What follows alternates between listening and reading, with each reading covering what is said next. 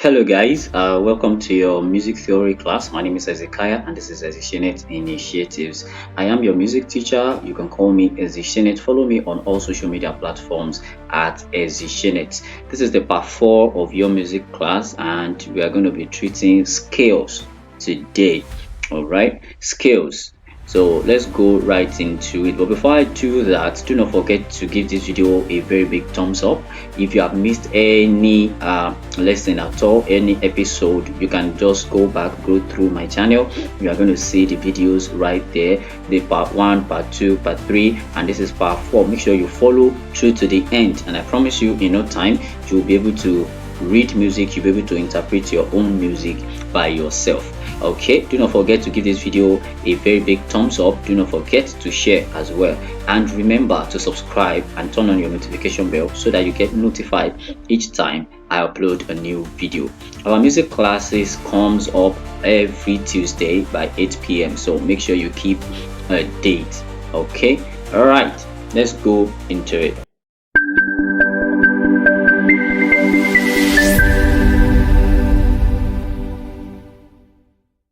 Now, what is a scale?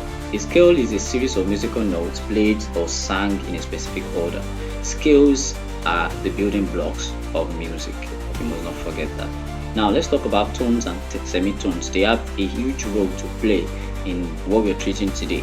The first one is semitone. It can also be called a half step. In some music materials, you are going to find it as half step, okay?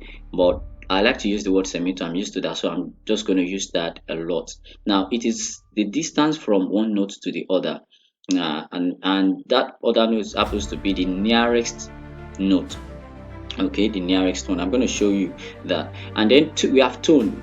Tone, it can also be called a whole step. It is twice or double the semitone.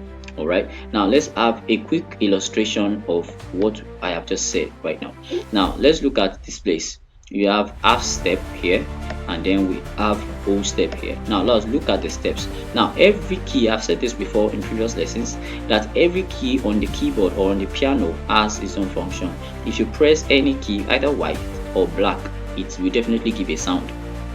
Now this is the movement of an half step. It means you are not omitting any key at all. Now look at this particular one here, and this one, this is directly from this white key to this black one. That is a semitone or a half step. But look at this other one, also from a white key to a black key, but it's called a tone or a whole step. Why? Because this particular key in between has been omitted. This particular one right here has been omitted, so it goes one, this step, and then lands on this. So this is the illustration of what a semitone and a tone looks like. Now let's talk about major scale. Now there are different types of scales. All right, different type of scale. We have the major, we have the minor, pentatonic, and so on and so forth. But for your level, I'm going to limit it to just the major scale. Now a major scale contains a specific succession of tones and semitones. It is helpful to think of the pattern as consisting of two tetrachords. And what is a tetrachord? A tetrachord is a 4-note scale segment. 4-note scale, just 4 notes. Now the lower tetrachord, that is the one on the left, consists of the pattern tone tone semitone, and then the one on the right, which is the upper one, also contains tone tone semitone. Now in between the lower tetrachord and the upper tetrachord, there is a tone separating them. Now you can see that illustration in the diagram below. Okay, you can see that illustration. So now we are using the key of D. You remember octave registration in your first lesson, right? You remember octave registration. So we are using the key of D. Let's say we are moving from here. So the scale is saying, the major scale is saying you move from here. To achieve tone, you have to move 2 steps, right? So this is step 1 and then step 2.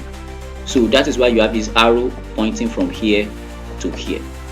And then from here again, it moves to 2 steps again. It moves 1 to this white and then to this black. That is a tone. And then after tone, we have 2 tones, and then we now have a semitone, which means from this black key is jumping to the next white key. Now it now says after this the lower tetrachord, the one on the left, there is a tone separating them, which means there is going to be a movement from here to this white, from this white to this white, jumping the black key that is here. Okay, and then after that we now have another tone which is from this white key to this white key. We have another tone which is from this white key, omitting this white key now to jump into this black one, and then we have a semitone that is from here to here. So that explains the major scale: tone, tone, semitone, tone, and then we have tone, tone, semitone again. Now let us explain what I just did. The major scale, the key of D, let us explain it in a staff. Okay, now remember, this symbol is what we call a clef, right? And if you remember your alphabet, you know that this line is the line of G. This particular line here is the line of G, and bringing that down, this will give us the space of F, and this line is going to be E. Definitely this key is on D. So if this key is on D, then another tone following it, so this is going to be D, and this is E, and this is F. But because it has been sharpened, remember your accidentals, it has been sharpened, it becomes F sharp, and then goes to G, comes to A. So the movement of the tetrachord on the lower tetrachord, this is it, these three notes, that's the lower tetrachord. Now there's a movement between the lower tetrachord and the upper tetrachord. A tone is separating them, that is from G to A. Now so that is the tone that is separating them. All right, and then to the right tetrachord, this particular note is on A, and then we have B, and then we have C. Remember, it has been sharpened, so that makes it C sharp, and then we have D.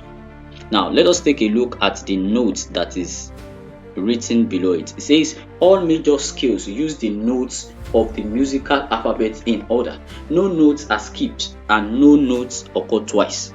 Now in the example above, the first four notes are D, E, F sharp, and G. Note, you cannot say, of course if you say G flat you would be right, because it's referring to the same key on the keyboard, but in music you don't repeat the letters. So instead of saying G flat, then it is F sharp. Okay, D, E, F, G, and not D, E, G flat. All right, so make sure you take notes of that. Now we have talked about the major scale. Now let's talk about key signature. Now what is key signature? A key signature is placed at the beginning of a piece or the beginning of a section, and is written with the clef on the beginning of each line of music. The key signature reminds the performer which sharps or flats are in the scale of the key of the piece, and prevents the composer or arranger from writing every sharp or flat from the scale every time. Now it is used to determine on what key. The summary of everything that has been said in the 2 points above is that it is used to determine what key a particular music is on. Now look at the diagram below, look at that illustration. Now this is what we call the key signature. This is what we call the key signature. Now in the next slide I'm going to explain what that really means. Okay, now let us look at the major key signatures. Now the key of C has no sharp or flat in the key signature, but the other signatures can have between 1 to 7 sharps or 1 to 7 flats, which gives us the other 14 key signature. The key of C is considered natural, probably because it has no sharp or flats. And then to determine the key signature of the music, there are various ways by which you can do that. So the various ways that I know, I'm going to explain them. All right, now the first one is to count. Let's look at the key signature that has sharps now, the sharp family. Now you use a simple formula of counting 5 keys from the natural.